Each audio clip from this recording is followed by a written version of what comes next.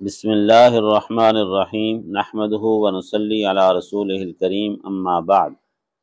آج میں جس شخصیت کا تذکرہ کرنے جا رہا ہوں وہ بھی کسی تعارف کی محتاج نہیں۔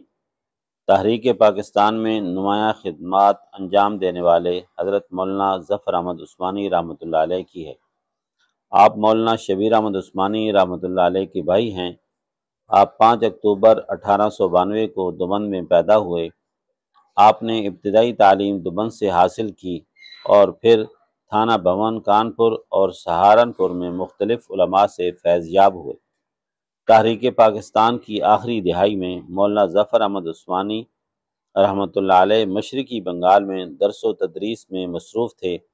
یوں انہوں نے ہندوستان کے اس خطے میں تحریک پاکستان کو کامیاب بنانے میں بڑا اہم کردار ادا کیا۔ جب سلہٹ میں ریفرنڈم کا مسئلہ درپیش ہوا تو یہ مولانا ظفر احمد عثمانی رحمۃ اللہ علیہ ہی تھے جن کی کاوشوں سے مسلم لیگ نے اس ریفرنڈم میں کامیابی حاصل کی، اور یوں قیام پاکستان کے وقت یہ خطہ پاکستان کا حصہ بن گیا۔ حضرت مولانا مفتی تقی عثمانی دامت برکاتہم العالیہ مولانا ظفر احمد عثمانی رحمۃ اللہ علیہ کے بارے میں تحریر فرماتے ہیں کہ بر صغیر کے جن اہل علم و اخلاص نے اس خطے کو ایمان و یقین اور دین کے علم صحیح سے جگمگایا تھا، اب وہ ایک ایک کر کے رخصت ہو رہے ہیں۔ ان میں ایک شخصیت مولانا ظفر احمد عثمانی رحمۃ اللہ علیہ کی ہے۔ مولانا ظفر احمد عثمانی رحمۃ اللہ علیہ حضرت حکیم الامت تھانوی رحمۃ اللہ علیہ کے بھانجے تھے، اور حضرت تھانوی رحمۃ اللہ علیہ نے بیٹے کی طرح ان کی تربیت کی تھی۔ جہاں انہیں حضرت مولانا خلیل احمد سہارنپوری رحمۃ اللہ علیہ کی طویل صحبت نصیب ہوئی۔ ان کی عملی زندگی میں بھی ان کی ہمت و عزیمت اور ان کا جذبہ و حوصلہ ہم جوانوں کے لیے قابل رشک تھا۔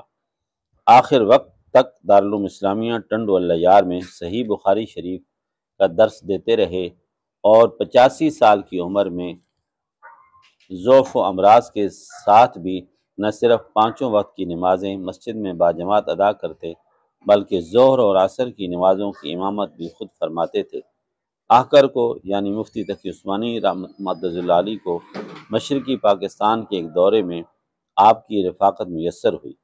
ضعف اور علالت کے باوجود عبادات کا اہتمام اور واعظ و تذکیر کا جذبہ ہر دم جوان معلوم ہوتا تھا۔ آخری بار دارالعلوم کراچی تشریف لائے تو اساتذہ دارالعلوم نے ان سے اجازت حدیث لی۔ اس وقت کمزوری کا یہ عالم تھا کہ گاڑی میں بیٹھنے کے لیے بھی 2 آدمیوں کے سہارے کی ضرورت تھی، لیکن اس مجلس میں احکام القرآن کی تکمیل کے لیے تصنیفی کام شروع کرنے کا ارادہ ظاہر فرمایا، اور کہا کہ جب مجھے مرض اور کمزوری کا زیادہ احساس ہونے لگتا ہے تو میں صحیح بخاری کا درس شروع کر دیتا ہوں، اور اللہ تعالیٰ اس کی برکت سے صحت اور قوت عطا فرما دیتے ہیں۔ یہ ان اکابر کا ہی خاصہ تھا۔ یہ آپ کی اور آپ کے بھائی علامہ شبیر احمد عثمانی رحمۃ اللہ علیہ کی خدمات ہی تھیں جن کے باعث قیام پاکستان کے وقت یعنی 14 اگست 1947 کو محمد علی جناح نے آپ دونوں بھائیوں کو بالترتیب ڈھاکہ اور کراچی میں پرچم کشائی کا اعزاز بخشا۔ 1954 میں مولانا ظفر احمد عثمانی ٹنڈ واللیار چلے آئے، جہاں انہوں نے ایک مدرسۃ العلوم قائم کیا اور آخری وقت تک اسی مدرسے میں تدریسی خدمات انجام دیں۔ مولانا ظفر احمد عثمانی رحمۃ اللہ علیہ کا انتقال 8 دسمبر 1974 کو ہوا۔ وہ ٹنڈ واللیار میں اپنے قائم کردہ مدرسے میں آسودہ خاک ہوئے۔ پہنچی وہیں پہ خاک جہاں کا خمیر تھا۔ انا للہ و انا الیہ راجعون۔